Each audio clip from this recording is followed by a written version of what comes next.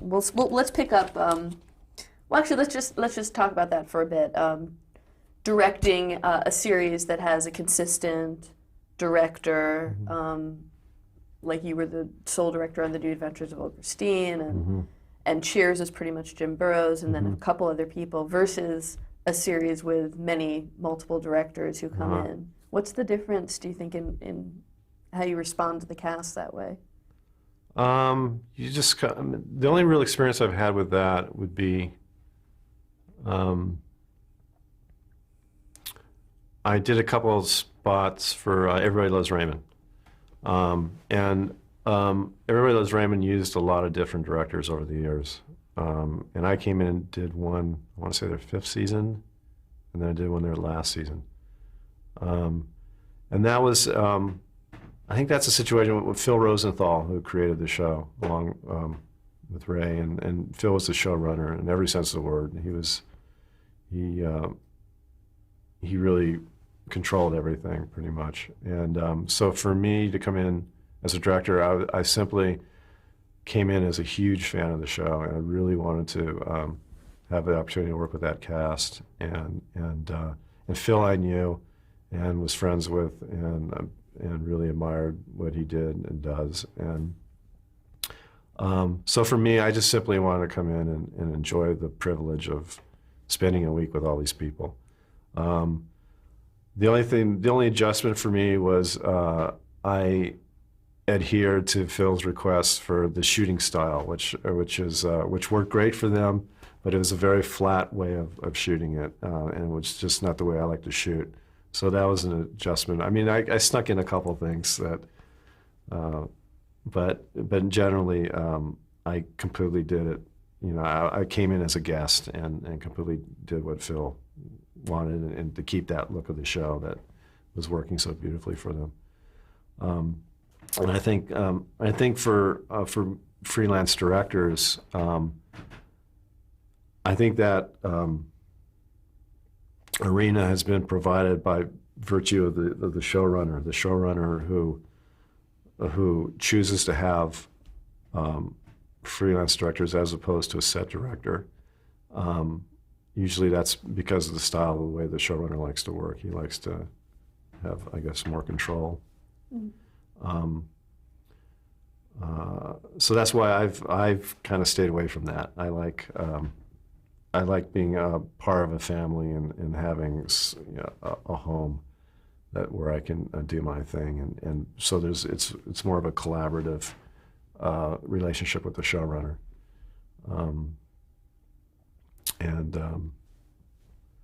So yeah, that's always worked best for me.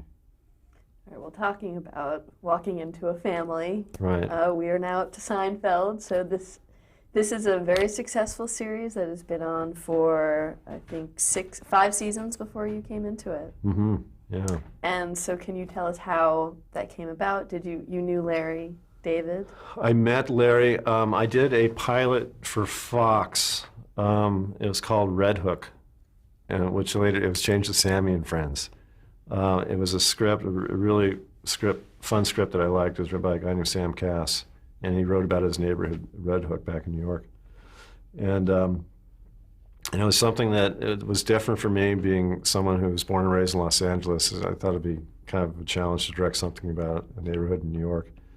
And Lori David was the executive producer on it, Larry's wife, and so I signed on, and it was a troublesome pilot. We did some recasting and a lot of rewriting, and Larry came in to help with the rewrites.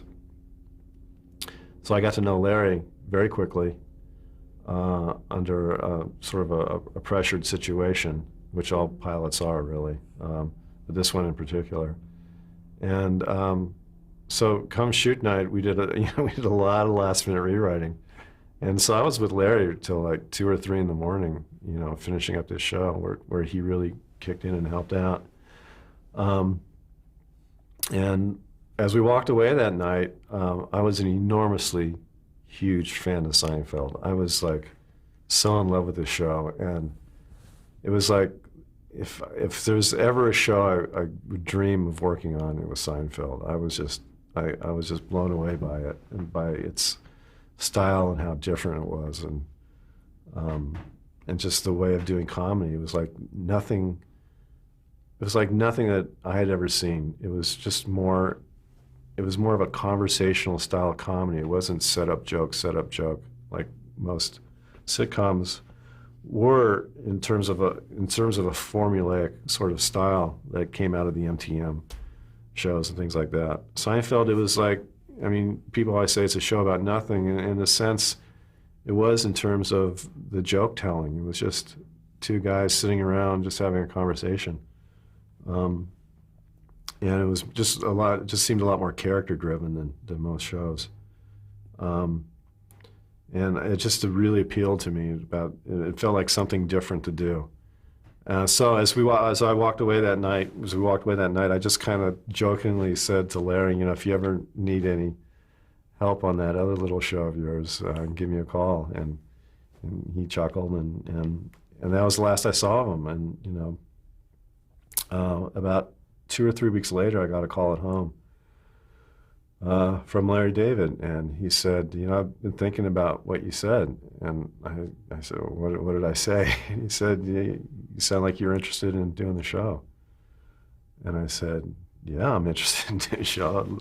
I said, but you're kind of well set. They were in the middle of huge success, and they were just on the covers of everything, and it was just, the show was just amazing. It hit stride. But he said, I want you to meet Jerry and talk about this. I said, great. So I hung up the phone. I went screaming to my wife, Betsy, you won't believe who just called.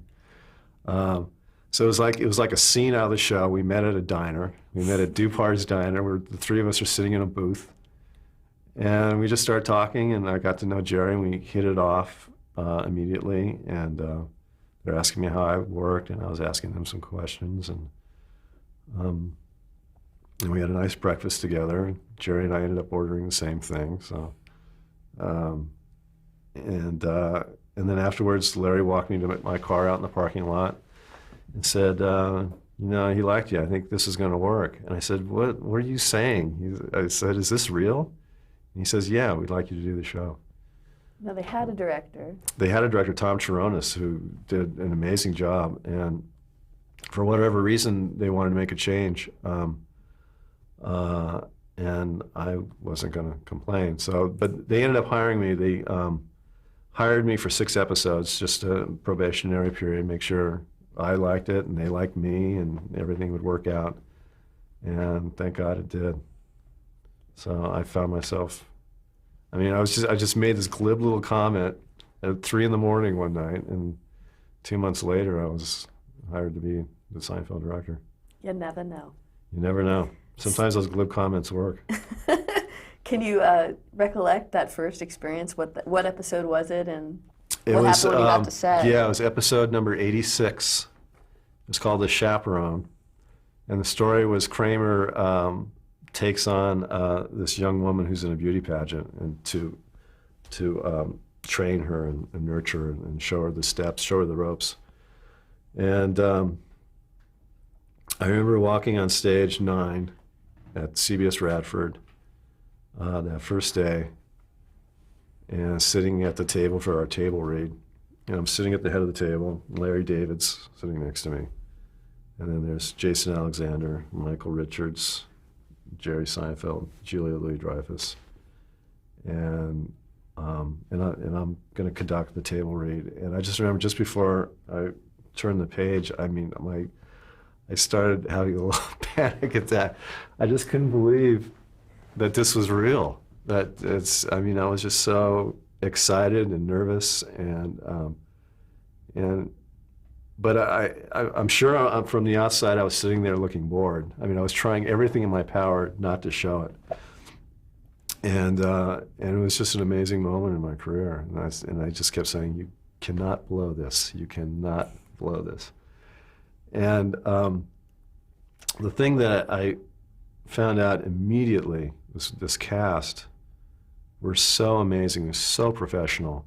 they loved the rehearsal process. I mean, unlike Cheers and even Wings and other shows where it was all about just goofing off, and we'll get to the work eventually, these guys were so focused and zeroed in from the get-go. It was as if you were doing a pilot with these actors, that they were coming together for the first time. They were so much very into it. They showed up on time. Nobody was late. You weren't waiting for anybody. It was like, and this was episode 86 for them. And they were so into it, and you could tell that they were so in love with their jobs. And immediately it was like, I'm in heaven. I mean, you're working with actors who want to rehearse and want to explore and want to make it better, and it wasn't, it wasn't trying to grab someone from the foosball table and say, as great as that was, that it was just for, in terms of doing the work, it was like you couldn't ask for a better atmosphere. And so the first day rehearsal was fantastic. It was just, we were just sort of feeling each other out. It's like, you're the new kid in the classroom all of a sudden. Everyone's like checking you out, and, what's he going to be like? And I'm wondering if I'm going to fit in. And everything just very quickly, it just worked. And I felt like I'd been there the whole time, and they were great with me, and they seemed to really take to me. And right from the get-go, it felt good. It worked. It worked. Were there any changes you would say you brought to the show when you came in? I think with the look, I think I gave it more, again, it's kind of my thing. I try to give it more of a cinematic look. And I think in the staging, I want to say, maybe, I may be fooling myself, but just gave it more of a flow and like more of an ease to it. A little bit more movement in general, movement with the actors, movement with the cameras. But I learned a lot from Larry. I mean, there were times when I would fall into kind of a, for lack of a better term, kind of a sitcom-y kind of staging. And Larry, once in a while, when he would come and watch a run-through, he said, I feel like I've seen that before, he would say to me. And he was absolutely right. It was something that I probably did, 20 times. Mm-hmm. And so that was fantastic. I mean, Larry and Jerry came from a place where they had never done this before. They were newbies. They didn't know how to do a TV show. They were working from scratch. They knew of no rules. As opposed to me and a lot of other people who came out of the MTM days where there was, it was set up in a certain way that we all kind of followed and ran with. But with Jerry and Larry, it was like, they didn't care that if it wasn't done this way. Let's try it. And so that was a wonderful atmosphere for me to be in, just to try things. And so then I kind of actively looked to break rules and things like that, and try different things. So, like, in any instances?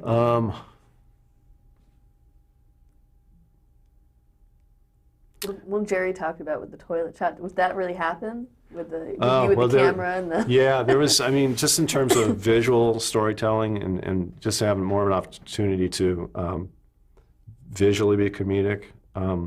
Seinfeld gave me a lot of opportunities with that.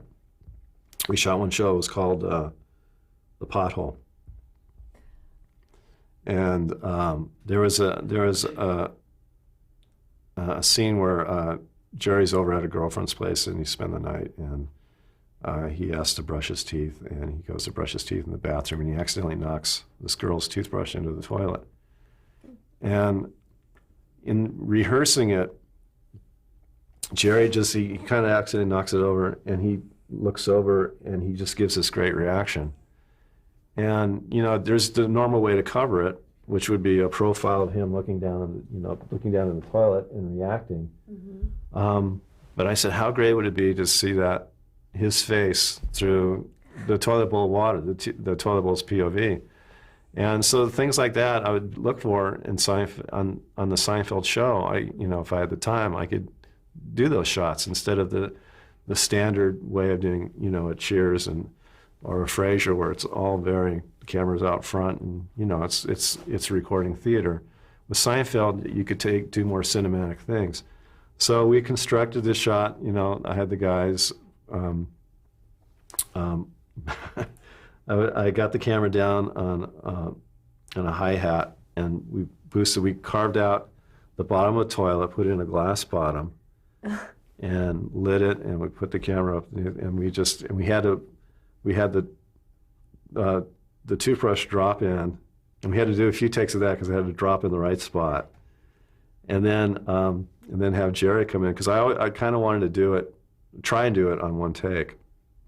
I ended up cutting it up in the editing room, but it would have been fun. It seemed funny to me to see the toothbrush drop and then to see his face appear over it and give this wonderful reaction.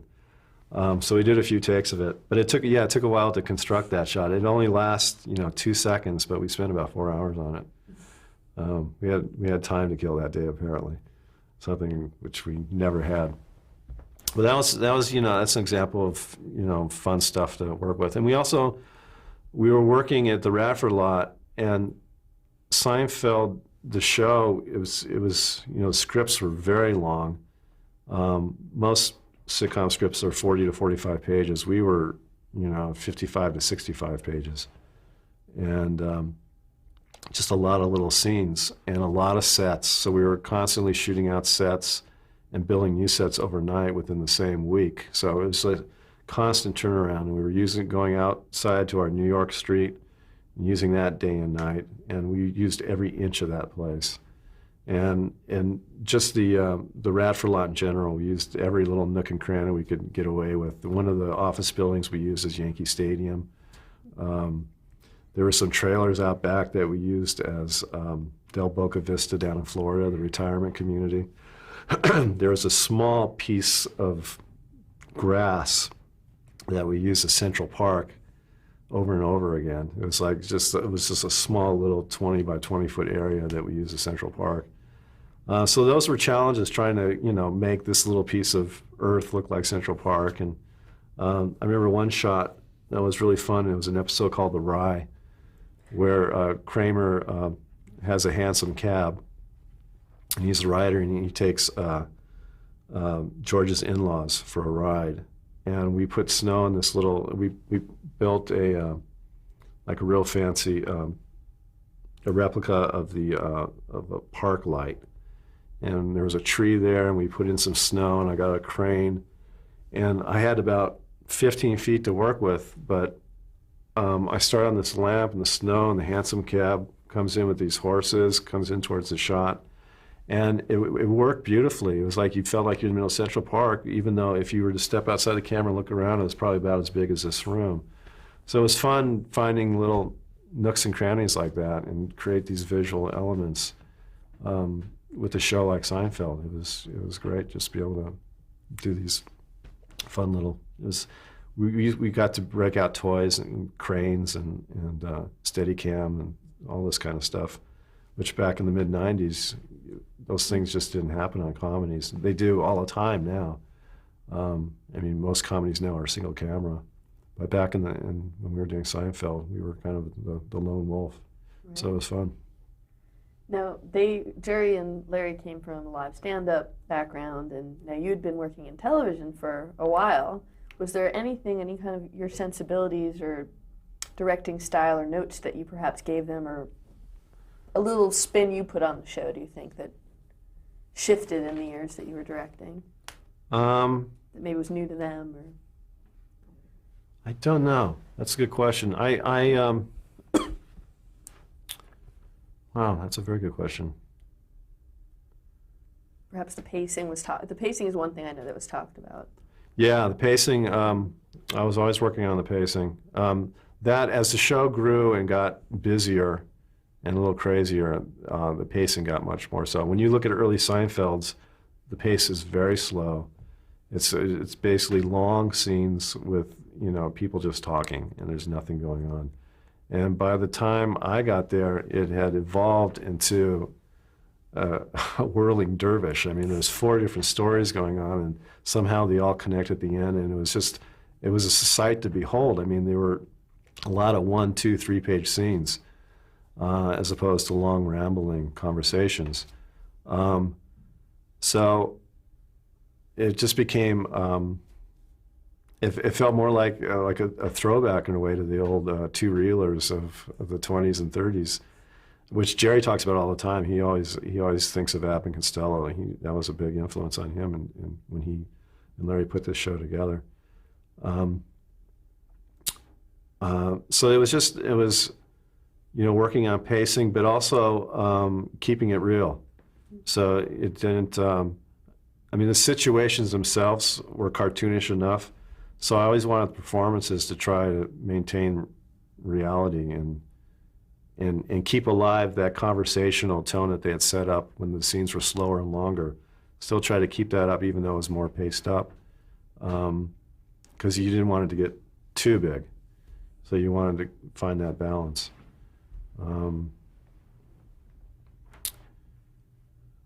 Oh, that's a great question. How did you find working with Jerry Seinfeld, the actor? I mean, he had no experience. Yeah, well, acting, right? Jerry's not an actor. He's not an actor. He'll be the first person to admit it. And he worked with 3 really, really strong actors, Julia, Jason, and Michael. And he is and was smart enough to know to use them to help him, to make him better. Because he would always think of, like, you know, he would call to mind like Jack Benny, and, you know, Benny was no actor, but he would surround himself with actors, and, you know, and George Burns, the same way Burns and Allen, you know, he knew that these guys knew how to do it, and he picked up on that and emulated that, and but he got better. He just got better and better and better, and he got to the point where he was doing as fine work as the other 3 by the time the show ended. But you know, it was always challenging for any of us who were watching these shows and rehearsing the scenes not to laugh. And it was always great to watch Jerry. You could just, in almost every Seinfeld episode, you could see Jerry trying not to crack up, but that was all part of the charm of it. It was just wonderful to see that. But yeah, I tried to work with him a little bit as an actor and try to help him, give him notes and little tweaks here and there. Did you take any? Yeah, and they all did. You know, I was always there to help. I never wanted to hurt things. I never wanted to say things just to say things. I always wanted to make sure that, just for the sake of clarity or nuance or whatever, that's where I would step in with these guys. But otherwise, they brought so much more. I mean, the scripts were great, but they even brought more to it. I mean, Julia especially. Julia, on the page, it's a straight line. There's nothing funny about this line, but the way she would deliver it, she would make it funny. You don't expect a laugh coming from this particular line, but the way Julia would perform it, she was constantly amazing all of us. Did they ad-lib at all in that show? No, not really. Once in a while, during the rehearsal. That was the other great thing about doing the show, was having Jerry part of the cast. He was also the head writer along with Larry. So if a scene wasn't quite working from what was on the page, we would, you know, come up with stuff. We would do a couple little tweaks. Jerry would come up with a line or 2 to fix it. So we didn't have to wait for the writer's run-through to come down or for Larry to come down to make fixes. We could try stuff along the way. We had the freedom to do that because Jerry was one of the writers. Right. So that was great. So in terms of ad libs, there'd be a lot of times there'd be happy accidents where something, you know, that hadn't been planned, like Jason was great with happy accidents. Jason always would find stuff. There was we did one scene, and this involved a guest actor. I forget what episode it was, but Kramer and Newman are out in the world, and they're lost. I think they were driving in Newman's postal truck and it broke down or something, but they're lost. They're out in the woods, and they come upon a farmhouse. And there's a farmer and a farmer's daughter. And the farmer's daughter and Newman become heavily attracted to one another, and there's a lot of sexual tension as they're sitting around having dinner, eating mutton, I think. And so one thing leads to another, and Newman and Kramer running out with the father chasing with a shotgun. And the actress runs out and is supposed to yell out, Newman, come back, Newman, don't go. And this actress, just by pure accident, said, Norman, don't go, Norman. Norman. And she kept saying Norman, and we used it. It was one of those happy accidents. It was just like fun. I remember that. Yeah. So just little things like that. It's just always fun to bump into, and it was just a scenario on that show where it was always kind of ripe for those things to happen. Yeah.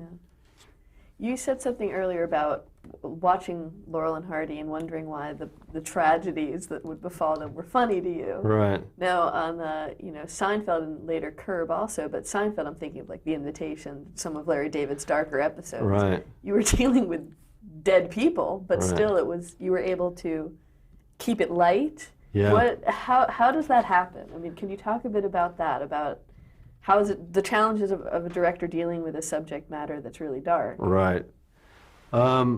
That's tough. You just kind of play with it, and that's the beauty of rehearsal. That scene where the doctor comes out and tells them that she's dead, and the guy's reaction to it, and they're all stifling, surprise, relief, but having to play the tragedy of it. And it was just a fine line, and it was one of those lines that we played with. Jason had a really tough time and really leaned on Larry for help because George was kind of Larry's character. And I remember George and Larry and myself and Jerry, we kind of huddled and we kind of went through it. And because Jason was having a tough time trying to ride that line that you were talking about. And we just did a bunch of takes of it. And Jason did different levels of it. And there was one take in particular where he got it just perfect. It was just perfect. And it's a dance that you have to do, and it's you do your best to help the actors try to find it, but it's something that the great mystery of comedy is I don't know if anybody can explain it. No one knows why these things make us laugh, but they do, and so it's a constant experimenting, and especially with something dark like that. It's a fine line between laughing at it and going, "Ugh, that didn't work," So, but with these actors and Larry's words, it was it never ceases to amaze me what they accomplished. We're gonna break right there. Okay.